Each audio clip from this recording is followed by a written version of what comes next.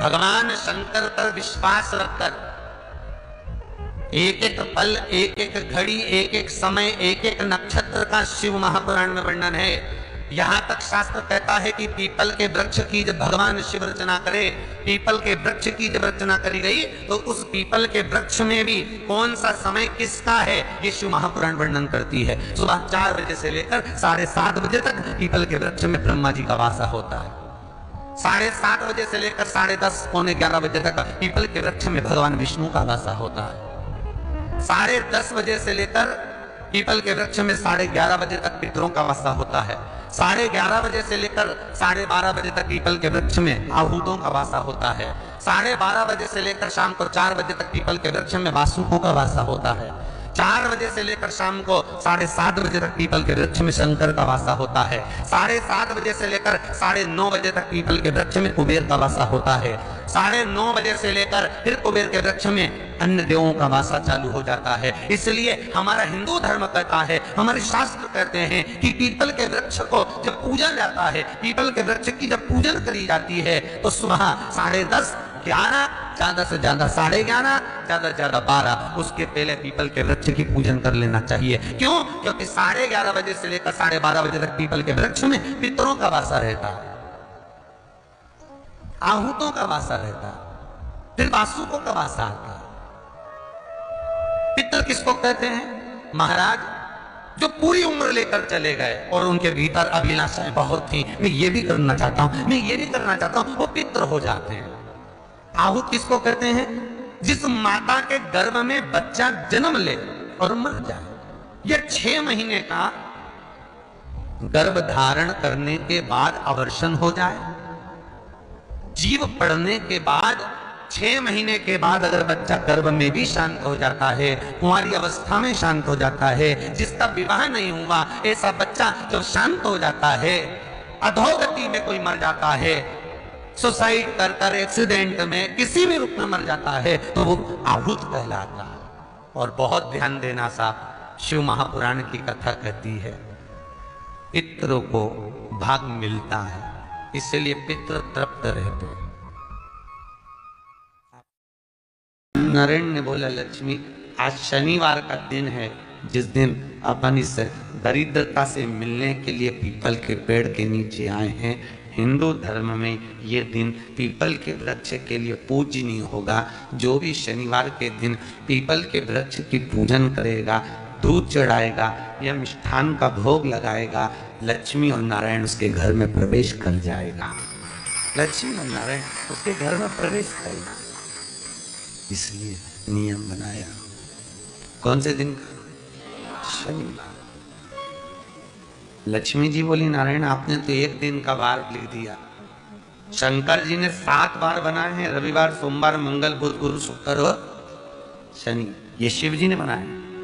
अब एक दिन आपने अपना बना लिया, बाकी के दिन अगर कोई इस पीपल के वृक्ष के नीचे आएगा और यहाँ तो दरिद्रता बैठी है तो उसका क्या होगा? भगवान नारायण बोले, सुन दरिद्रता, तेरे से एक विनती है, अगर कोई भी मनुष्य इस पीपल के पेड़ के नीचे अगर 7 दिन में आता है और उसके हाथ में अगर कोई सामग्री होती है तो तू उसके घर में प्रवेश नहीं करेगी। नियम है पीपल के वृक्ष का, या तो पानी का लोटा लेकर जाओ, कुंकू का चोपड़ा लेकर जाओ, शक्कर लेकर जाओ, या पेड़ के नीचे चींटी को डालने के लिए आटा ले जाओ, पर खाली हाथ पीपल के वृक्ष के नीचे कभी मत जाओ, कभी नहीं। खाली हाथ जाओगे तो दरिद्रता तुम्हारे घर में प्रवेश करेगी। दरिद्रता उठकर खड़ी होकर बोली, नारायण तुमने अपनी मनमानी करी है, एक दिन मुझे भी मेरा चाहिए। भगवान ने कहा, बोल कौन सा दिन चाहिए? दरिद्रता कहती है, रविवार के दिन इस पीपल के वृक्ष के नीचे मैं दिन भर नृत्य करूं, इसमें रहूं, और जो यहाँ आए रविवार को मैं उसके घर में प्रवेश करूं। भगवान ने कहा, ठीक है।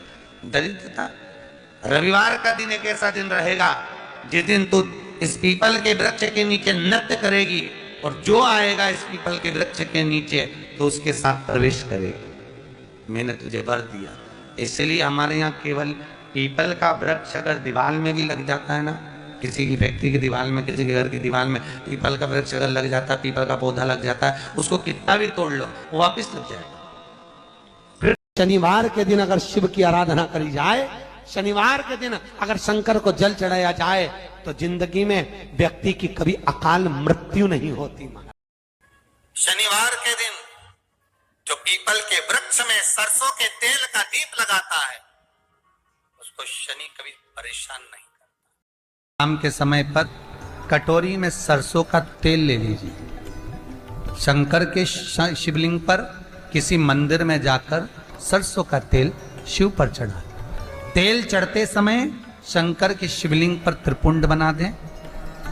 ये एक उंगली, चीटी उंगली के पास वाली उंगली शंकर के शिवलिंग पर टच कर कर रखें और अपनी मनोकामना पूर्ण कहें। बाबा विश्वनाथ पूरा करता है। भगवान शंकर के द्वार पर स्वयं से ये नस दब गई है या ये कमर दब रही है, तो आप 2-4 दिन कर देखो। कलश के अंदर जल, जल में इत्र का थोड़ा सा भाग, पीपल की जड़ के नीचे आप उसका सींचन करिए पिपलेश्वर महादेव के नाम से। भोलेनाथ तुम्हारी नहीं सुन रहा है तो 1 लोटा जल, 1 दुर्वा और 1 बेलपत्र, ये 3 चीजें लेकर जाओ। जल जब चढ़ाओ तो पहले गणेश जी का स्थान, फिर कटी भाग, फिर शिवलिंग। समझ में आ गया? गणेश जी का स्थान, कटी भाग जलाधारी, फिर शिवलिंग। दुर्वा गणेश जी के स्थान पर समर्पित कर दो और बेलपत्री अशोक सुंदरी वाली जगह पर समर्पित कर दो। ये 3 चीजें अगर आप 2 हफ्ते में, 1 महीने में अगर एक बार भी अगर करते हो तो देवादिदेव महादेव आपकी मन की कामना पूर्ण जरूर करते हैं, ये निश्चित। मान लो कोई व्यक्ति पैसे खाकर चले गया, नहीं दे रहा है, तो शास्त्र कह रहा है भगवान शंकर के मंदिर में शमी का पत्र, शमी का पत्ता, शमी पत्र, शंकर के मंदिर में काली तिल्ली के साथ में शमी पत्र उस व्यक्ति का नाम लेकर शंकर के शिवलिंग पर चढ़ा दीजिए महाराज। वो धन देने के लिए हाथ जोड़कर आएगा, रुपया वापस दे। शनि प्रदोष। नरेंद्र ने बोला लक्ष्मी आज शनिवार का दिन है, जिस दिन अपन इस दरिद्रता से मिलने के लिए पीपल के पेड़ के नीचे आए हैं। हिंदू धर्म में ये दिन पीपल के वृक्ष के लिए पूजनीय होगा। जो भी शनिवार के दिन पीपल के वृक्ष की पूजन करेगा, दूध चढ़ाएगा या मिष्ठान का भोग लगाएगा, लक्ष्मी और नारायण उसके घर में प्रवेश कर जाएगा। लक्ष्मी और नारायण उसके घर में प्रवेश करेगा, इसलिए नियम बनाया। कौन से दिन का? शनिवार। लक्ष्मी जी बोली नारायण आपने तो 1 दिन का वार लिख दिया, शंकर जी ने 7 वार बनाए हैं, रविवार, सोमवार, मंगल, बुध, गुरु, शुक्र और शनि, ये शिव जी ने बनाए। अब 1 दिन आपने अपना बना लिया, बाकी के दिन अगर कोई इस पीपल के वृक्ष के नीचे आएगा और यहां तो दरिद्रता बैठी है, तो उसका क्या होगा? भगवान नारायण बोले सुन दरिद्रता, तेरे से एक विनती है, अगर कोई भी मनुष्य इस पीपल के पेड़ के नीचे अगर 7 दिन में आता है और उसके हाथ में अगर कोई सामग्री होती है तो तू उसके घर में प्रवेश नहीं करेगी। नियम है पीपल के वृक्ष का, या तो पानी का लोटा लेकर जाओ, कुंकू का चोपड़ा लेकर जाओ, शक्कर लेकर जाओ, या पेड़ के नीचे चींटी को डालने के लिए आटा ले जाओ, पर खाली हाथ पीपल के वृक्ष के नीचे कभी मत जाओ, कभी नहीं। खाली हाथ जाओगे तो दरिद्रता तुम्हारे घर में प्रवेश करेगी। दरिद्रता उठकर खड़ी होकर बोली नारायण तुमने अपनी मनमानी करी है, एक दिन मुझे भी मेरा चाहिए। भगवान ने कहा बोल कौन सा दिन चाहिए? दरिद्रता कहती है रविवार के दिन इस पीपल के वृक्ष के नीचे मैं दिन भर नृत्य करूं, इसमें रहूं, और जो यहां आए रविवार को मैं उसके घर में प्रवेश करूं। भगवान ने कहा ठीक है। दरिद्रता रविवार का दिन एक ऐसा दिन रहेगा जिस दिन तू इस पीपल के वृक्ष के नीचे नृत्य करेगी और जो आएगा इस पीपल के वृक्ष के नीचे तो उसके साथ प्रवेश करेगी। मैंने तुझे वर दिया। इसलिए हमारे यहाँ केवल पीपल का वृक्ष अगर दीवार में भी लग जाता है ना, किसी की फैक्ट्री की दीवार में, किसी के घर की दीवार में पीपल का वृक्ष अगर लग जाता है, पीपल का पौधा लग जाता है, उसको कितना भी तोड़ लो वो वापिस लग जाएगा। फिर तोड़ोगे फिर लग जाएगा। अगर पीपल के पौधे को तोड़ना है तो केवल रविवार का दिन एक नींबू एक मिर्ची और बमूल का कांटा, ये 3 चीजें रखने के बाद में आधे घंटे बाद रविवार के दिन पीपल के पेड़ को उखाड़ कर फेंक दो। दूसरी बार कभी पीपल दीवार में लगता ही नहीं है, कभी नहीं लग सकता। केवल एक रविवार का, केवल एक संडे, इतवार का। घर में दीवारों पर अगर पीपल लग भी गया है, इसलिए पीपल के वृक्ष को उखाड़ने का, अगर घर में पीपल लगा हुआ है या पीपल का पौधा हमारे घर में लग गया, उसको उतारना, निकालना, लगाना, तो पीपल के वृक्ष को अगर निकाला जाता है तो रविवार के दिन, और अगर पीपल के वृक्ष को कहीं लगाया जाता है तो सोमवार के दिन या मंगलवार के दिन, बुधवार के दिन, इन दिनों में लगा सकते पीपल के वृक्ष कहीं लगाना। शनिवार का दिन एक ऐसा दिन होता है जिस दिन पीपल के वृक्ष को कहीं जाकर लगाया नहीं जाता, क्योंकि शनिवार के दिन पीपल के वृक्ष के नीचे लक्ष्मी रहती है। हम अपने हाथों से अगर पीपल का वृक्ष किसी दूसरी जगह पर शनिवार को रोपित करते हैं तो हमारे घर की लक्ष्मी अपने घर से छिन्न होकर चली जाती है। इसलिए शनिवार के दिन पीपल लगाया नहीं जाता, किसी के घर जाकर उसको वापस पलटा नहीं जाता। लग गया उसको प्रभु मेरी धर्म पत्नी को कहाँ रखूं आप बताओ। वो तो जहां यज्ञ होता है, अनुष्ठान होता है, दान होता है, पुण्य होता है, सत्कर्म होता है, वहां जाने को तैयार नहीं। अब करूं क्या? भगवान ने बोला एक काम करो।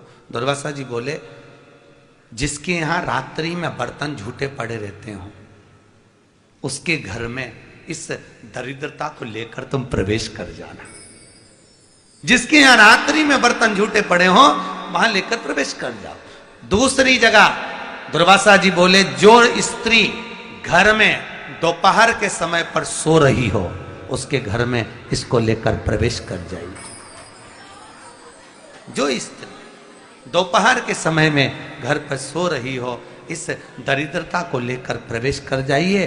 तीसरा, जिसके यहां पर दरवाजे पर कांटे वाले पौधे लगे हों उस घर में इस दरिद्रता को लेकर प्रवेश कर जाइए।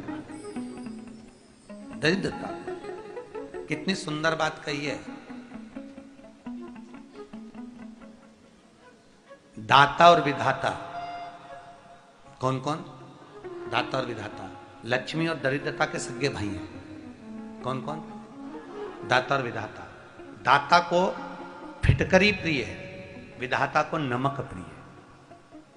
ये दोनों हमेशा लक्ष्मी को और दरिद्रता को दोनों को समझाते थे, दोनों में प्रेम बढ़ाते थे। आज भी हिंदू धर्म की रीति है। यहां तो ठीक है, जिसके यहां पर भी अगर थोड़ी सी भी परेशानी होती है, थोड़ा सा क्लेश होता है, अशांति होती है, लक्ष्मी नहीं टिक रही हो, काम नहीं बन रहे हो, बहुत प्रयास करा जा रहा हो और हमारा कार्य नहीं होता, तो क्या करते हैं? फिटकरी और नमक को पानी में डाल देते हैं और घर में पोछा लगा देते हैं। आप लोगों ने आजकल फेसबुक पे भी पढ़ा होगा, व्हाट्सएप पे भी पढ़ा होगा। तो क्यों लिखा उसमें? उसका कारण ही केवल था कि दाता और विधाता की प्रियता उसमें। माता ख्याति के जो 4 बच्चे हुए उसमें जो 2 लड़के हैं दाता और विधाता, उसकी प्रियता उसकी पूर्णता उसमें। अब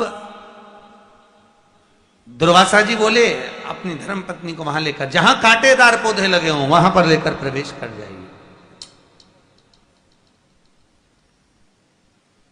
कांटेदार पौधों में उस दरिद्रता का निवास हो गया। कितना विचित्र कथा यहां वर्णन करी है। श्रीमद् भागवत के अंतर्गत जो वर्णन किया कि मृत्यु निश्चित है। महीने में चौखट पर कभी नहीं बैठना, पूर्ण अधिक मास। घर के बाहर बैठो या अंदर बैठो, पर जो चौखट होती है दरवाजे की, उस चौखट पर नहीं बैठना। क्यों? शिव महापुराण की कथा कहती है जो अधिक मास के महीने में चौखट पर भूल कर भी बैठ जाते हैं उनके शरीर में बीमारी बनी रहती है। चाहे वो 50 डॉक्टर बदल लें, चाहे वो 50 जगह पर जाकर दिखा लें, चाहे कितनी भी आभूषण, मोती, रतन, माणिक बदल बदल कर पहन लें, तो भी उसके शरीर में कष्ट रहेगा ही। अगर अधिक मास के महीने में, अधिक मास में अगर कोई देहली पर बैठता है तो उसके जीवन में कष्ट रहेगा ही ना। और बहुत सुंदर कहा है महाराज। नवमी तिथि अधिक मास की, चाहे शुक्ल पक्ष की नवमी हो चाहे कृष्ण पक्ष की नवमी हो, जिस व्यक्ति को बहुत ज्यादा बीमारी रहती हो, शरीर में बहुत कष्ट हो, टेबलेट खा खा कर जिंदगी निकल रही हो, बीमारी डॉक्टर का पीछा ही नहीं छूट रहा हो, तो शिव महापुराण, विष्णु पुराण और स्कंद पुराण में जो पुरुषोत्तम कथाओं का वर्णन किया गया है, एक आटे का दिया, उसमें 4 बत्ती, आटे के दिए में 4 बत्ती रखें, तिल्ली का तेल डाल लें, थोड़ा सा उसमें सरसों का तेल डाल लें। महाराज घर के बाहर, अर्थात घर के अंदर के बाहर जो चौखट होती, चौखट से थोड़ा सा बाहर, बिल्कुल चौखट पे नहीं बैठना, थोड़ा सा बाहर, नवमी तिथि के दिन शाम के 6 से 6:30 के बीच में 21 बार जो व्यक्ति बीमार रहता है उसके सिर से नीचे की ओर श्री नरसिंह भगवान का स्मरण कर कर, जिस अधिक मास में जिस तिथि को उतारा कर रहे हो उस तिथि का नाम लेकर, जो व्यक्ति का उतारा कर रहे हो उसका नाम और गोत्र लेकर 21 बार जो उतार कर उस दिए को घर के ही चौखट पर रख देता है, उस व्यक्ति की बीमारी छूट जाती है महाराज। वो रोगीला नहीं रहता, रोग से ग्रस्त नहीं रहता, दवाई गोली उसकी छूटती है। कभी ये डॉक्टर को दिखा लो, कभी वो डॉक्टर को दिखा लो, कभी यहां दिखाओ, कभी वहां दिखाओ, उससे छुटकारा मिलता है। नवमी तिथि चाहे शुक्ल पक्ष की हो चाहे कृष्ण पक्ष की हो, किसी भी नहीं,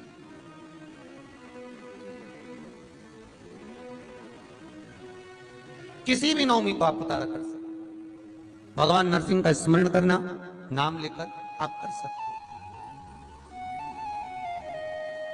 महाराज नेत्र ज्योति के लिए भी किया जाता है, वो केवल अधिक मास में किया जाता है। नेत्र ज्योति के लिए जिनके बच्चों की आंखों की ज्योति कमजोर हो गई हो या आपके नेत्र की ज्योति चली जा रही हो, समाप्त होती चली जा रही हो, तो नेत्र ज्योति के लिए भी किया जाता है महाराज। परंतु वो अधिक मास के महीने में नौवीं और दसवीं, अर्थात नौवीं की रात्रि के 12 बजे या दसवीं की रात्रि के 12 बजे घी का दिया हथेली में रखकर दरवाजे के बाहर उस दिए को हथेली में रखकर चंद्र का दर्शन रात्रि के 12 बजे दिए की लो में चंद्र का दर्शन करते हैं, उससे ज्योत प्रबल होती है हमारे। या तो होगा वो नौवीं की रात्रि 12 बजे या दसवीं की रात्रि की 12 बजे चंद्र का दर्शन दीप घी का हाथ में जलाकर, नाम गोत्र अपना बोलकर, नरसिंह भगवान का स्मरण कर कर, अधिक मास का स्मरण कर कर, ज्योति में चंद्र का स्मरण कर कर दर्शन किया जाता है। नेत्र कमजोर हो तो इसलिए 3 या 4 दिन में ज्योतियों का क्रम बढ़ना प्रारंभ होता है। भाई से तो 15 दिन का लिखा है, पर शिव महापुराण कहती है 3-4 दिन का क्रम बहुत बढ़ता जाता है। प्रबलता की महाराज न नीचे मरे न ऊपर, जंघा पर मारूंगा, न अंदर न बाहर, दहली पर मारूंगा, न अस्त्र से न शस्त्र से, नख से फाड़ूंगा।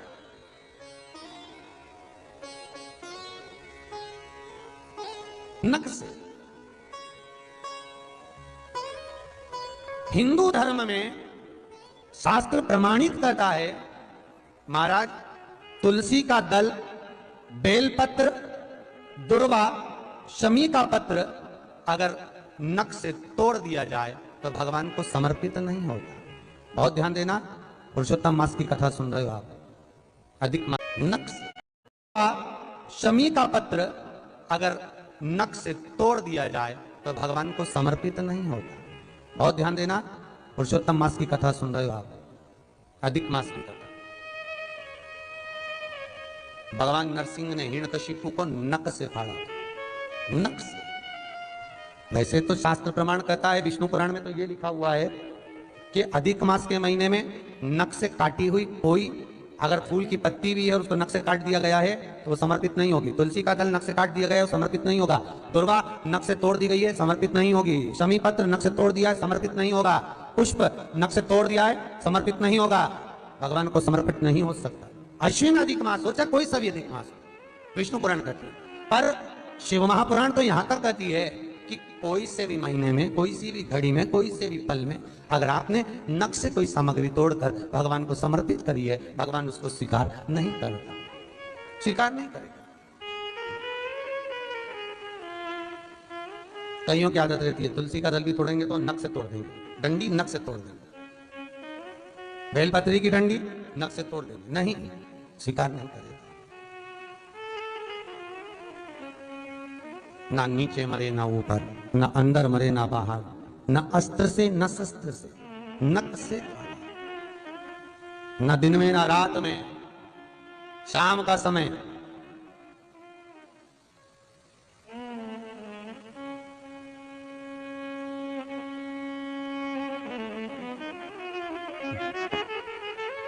जानने के लिए। भगवान हनुमान जी महाराज लंका में जब प्रवेश करे थे तो हनुमान जी इतने बड़े विद्वान हैं, विद्यावान गुणी अति चातुर, इतने विद्वान श्री हनुमान जी महाराज किसी के घर में नगर में प्रवेश कर रहे हैं, वो भी रात्रि को, शाम के समय, रात्रि को। तो कोई पूछे कि हनुमान जी महाराज इतने विद्वान विद्यावान गुणी अति चातुर, राम काज करिबे को आतुर। तो भगवान की चरणार विंद का अनुमोदन करने वाले श्री हनुमान जी हैं, जो विद्या के निपुण हैं, विद्या में प्रबल हैं, विद्या के आनंद सुख को जानने वाले हैं। उनको सूर्य नारायण भगवान ने कितना ज्ञान दिया होगा कि रात्रि के समय, शाम के समय किसी के घर की देहली पर, दरवाजे पर नहीं जाना चाहिए। फिर हनुमान लंका में क्यों गए? कितना सुंदर कहा है। सूर्य अस्त के समय घर की बहू, बेटी, घर के गऊ, घर की गाय भी, यहां तक कहते दूध भी, लक्ष्मी भी शाम के समय किसी को ना दीजिए। बहू बेटी भी किसी के शाम के समय ना जाए। हमारे घर की लक्ष्मी हमारे घर में रहे। संध्या का समय ऐसा होता है, शाम का समय, कि गाय भी चरकर घर की ओर रहती है, गौएं भी अपना ठिकाना पाती हैं, पशु पक्षी। और एक आज का फैशन ऐसा हो गया, राम, ये बेटियां, ये बहुएं अपनी सहेली को फोन लगा कर कहती हैं कितनी बजे चलेगी? 5:30 तक चलते हैं शाम के समय। आओ ठीक है, शाम के समय घर छोड़कर रुपया खर्च करने के लिए जा रहे हैं। या शास्त्र कह रहा है शाम के समय तो भिक्षुक भी अगर मांगने आए तो ना दिया जाए। दिल्ली का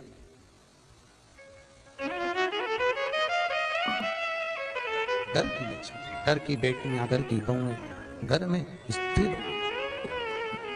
घर में स्थिर।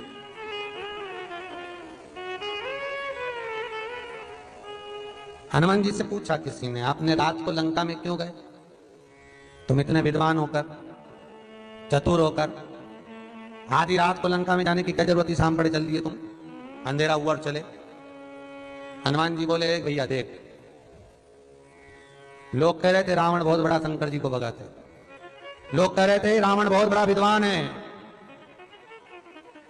लंकाधिपति लंकेश बहुत विद्वान, जिसकी सोने की लंका है, इतना कर्मकांडी प्रखंड विद्वानों में भी विद्वान लंकाधिपति है। जब उसके चर्चे इतने सुने तो मन में सोचा, ऐसे विद्वान को तो रात में ही देखूंगा एक बार। पहुंच गई रात। व्यक्ति दिन में कुछ और नजर आता है, रात में कुछ और नजर आता है। इनकी रंगरलियों को अगर देखना है तो रात को देखा जा सकता है। व्यक्ति का स्वभाव, व्यक्ति की वृत्ति। कई माताएं कहती है हमारा बेटा सुपारी नहीं खाए, सुपारी। रात के जाके पान की दुकान पे देखो तो पूरा गुटखा निपटा जाए, तो सुपारी कहां लगे?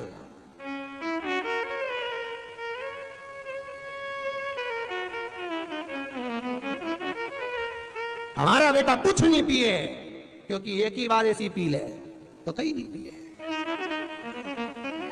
ये उसी में कहा ले। एक माता जी आके बोली, फोटो दिखा के देखो ना गुरुजी, लड़के के लिए लड़की देख के आई हूं, कैसी लग रही है? हमने कहा बहुत जोरदार है, अच्छी है। गुरुजी हम 8 लोग गए थे, 4 घंटा बैठे। गुरुजी इतनी बढ़िया लड़की है, मुंह से आवाज नहीं आई गुरुजी, इतनी सीधी, इतनी। हमने जो प्रश्न करा बस उसका उत्तर दिया, कुछ बोले ही नहीं। गुरुजी इतनी बढ़िया लड़की, आपको कैसी लग रही? हमने कहा बढ़िया है। गुरुजी इतनी लड़कियां देखी और उसमें यही सबसे अच्छी है। बिल्कुल नहीं बोले, एकदम सीधी, जितना बोले बस उतना ही जवाब दे, इतनी सीधी। गुरुजी कैसी रहेगी? हमने कहा अच्छी रहेगी। अभी नहीं बोल रही है, जब वो बोलेगी तो तू भी डोलेगी। अभी काहे बोलेगी? शादी कराना है, आप थोड़ी ना कराना। चीज बाद में मालूम पड़ता है, तू तो काली रे कल्याणी हो मां, जित देखूं तो जोग माया। तब समझ में आता है कि पहले बच्चों को डराते थे तो कहते थे बहू आया। आज के जमाने में सासों को डराना हो तो कहते बहू आई, बेचारी खाती खाती रह जा। अभी तो गई थी कहां से आ, तब मालूम पड़ेगा अभी तुम जाओ तेरा अच्छा है, शांति सहज सरल। तुमरुका जी भगवान शिव के भगत, नारायण के भगत, तुमरुका जी ने ऐसी भक्ति करी कि तुमरुका जी अगर भगवान से पीछा भी छुड़ाएं तो भगवान तुमरुका जी को पकड़ कर लेते।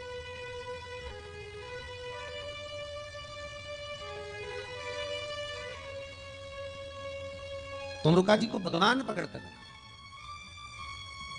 महाराज कितना छुड़ाई में तुमरुका। एक बार अगर भगवान ने किसी भक्त को पकड़ लिया तो फिर उसको अपना बना लिया, फिर भटक नहीं सकता।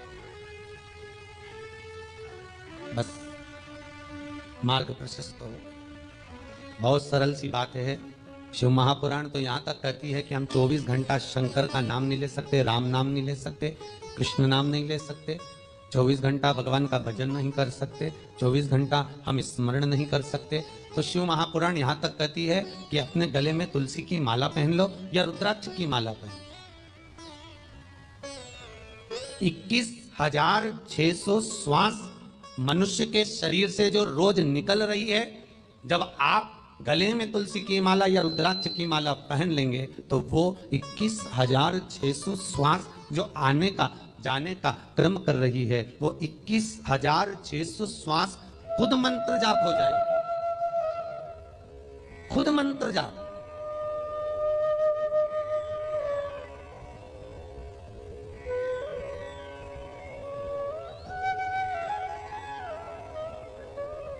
एक रवि झुंझुनू राजस्थान से मैसेज करे हैं। उनका प्रश्न है, हमने बड़े बड़े संतों को देखा है, महंतों को देखा है, गुरुओं को देखा है, वो माला रखकर जाप करते हैं, मनका गिनते हैं, माला के मोती गिनते हैं। हमारी मम्मी भी कहती है कि तुम माला जपो। गुरु जी से पूछना है क्या माला जपना जरूरी है?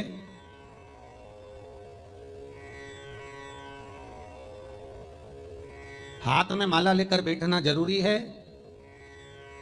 रवि जी, अगर आप शिव महापुराण की कथा झुंझुनू से सुन रहे हो तो आपको साधुवाद है, जो आप लगातार इतनी कथाओं को सुन रहे हैं और इतने प्रेम से सुन रहे हैं। सीए की आप पढ़ाई कर रहे हैं, बाबा आपको सीए में पास करें, हम तो यही भगवान से प्रार्थना करेंगे। पर यह जरूरी नहीं है कि आपके हाथ में माला रहे।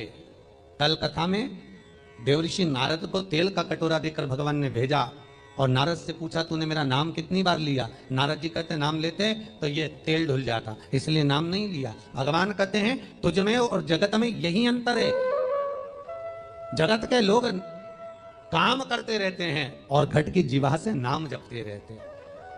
निवेदन है, तुम्हारे गले में जो तुलसी की माला हो, तुम्हारे गले में जो रुद्राक्ष की माला हो, उसमें मन के 108 होना चाहिए या 108 से भी ज्यादा होना चाहिए।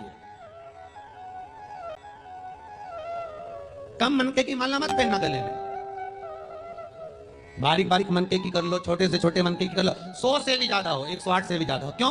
क्योंकि गले में अगर तुलसी की माला होगी, गले में रुद्राक्ष की माला होगी, भले तुम्हारे मुख से नाम ना निकले, भले तुम्हारे हाथ में करमाला ना आए, भले तुम भगवान का नाम जपो ना जपो, भले तुम भगवान को भोग लगाओ ना लगाओ, भले तुम तीर्थ जाओ ना जाओ, पर गले में अगर तुलसी की माला या रुद्राक्ष की माला तुम्हारे गले में है तो चिंता मत करना, तुम्हारी श्वास जितनी निकलेगी, 21,600 श्वास जो मनुष्य के शरीर से प्रतिदिन निकल रही है, वो 21,600 श्वास के मनके का फल तुम्हें रोज का प्राप्त हो जाएगा। बस ध्यान रखना, गले में मन का होना जरूरी है, गले में माला होना जरूरी है। भले रुद्राक्ष का एक मन का हो, भले तुलसी का एक मन का हो, पर गले में हो तो उसका फल मिलेगा, घटेगा नहीं।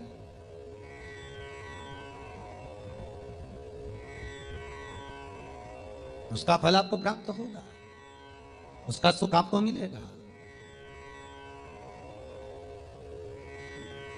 कार्तिक की कथा में आ जाइए। विष्णु पुराण, स्कंद पुराण दोनों में लिखा हुआ है। हाँ, पद्म पुराण में भी वर्णन है।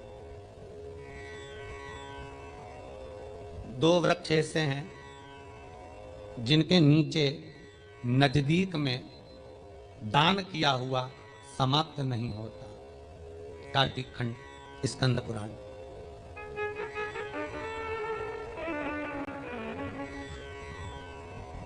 कार्तिक खंड विष्णु पुराण, पद्म पुराण, गर्ग संहिता में भी आप ढूंढेंगे तो मिल जाएगा। गीता प्रेस गोरखपुर की तुलसी अंक निकालेंगे तो उसमें मिल जाएगा। दो वृक्ष ऐसे हैं जिनके नजदीक में जो दिया जाता है वो समाप्त नहीं होता। एक आंवले का वृक्ष, दूसरा तुलसी का पौधा।